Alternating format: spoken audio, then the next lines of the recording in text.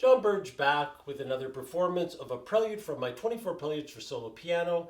Today is number 20. It's in C minor, and it doesn't have a subtitle, but it has a very distinctive character. I think that character comes from the fact that this is another prelude that uses extended instrumental techniques.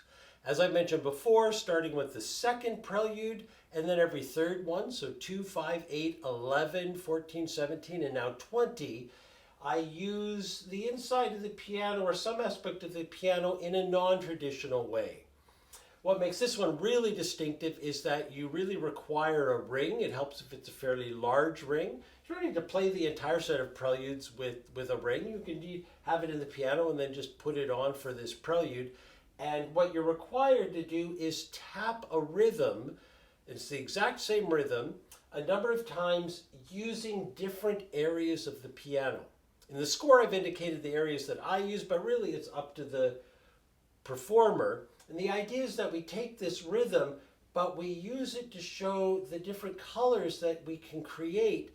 And so I'd like to think of it that this rhythm modulates, at least in terms of the sort of acoustic quality that the piano produces.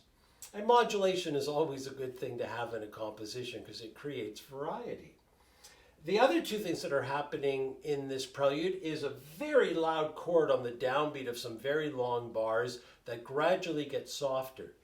These chords have a lot of seconds in them that move in contrary motion, left hand going down, right hand going up, that have their own sense of logic until eventually when you end up on the same seconds that you started but an octave lower in the left hand and an octave higher in the right hand, it then resolves to a C minor chord at the end in I think a fairly predictable or satisfying fashion. And finally, to contrast the chords, is a very short melodic motive that really is made up of perfect fourths. So we go down a fourth and then leap a minor seventh and then down another fourth, so we end up on the exact same note. Now that's going to move up by minor thirds. So eventually we're going to run out of room on the piano. In fact, the last one, I just go up a minor sixth and fall a minor third, which I think sort of it gives a kind of lower leading note character before we resolve to C minor. That's probably way too much compositional material in terms of how this prelude is put together, but I think that if you just sit back and just listen to how everything comes together, it will create a fairly predictable yet enjoyable composition.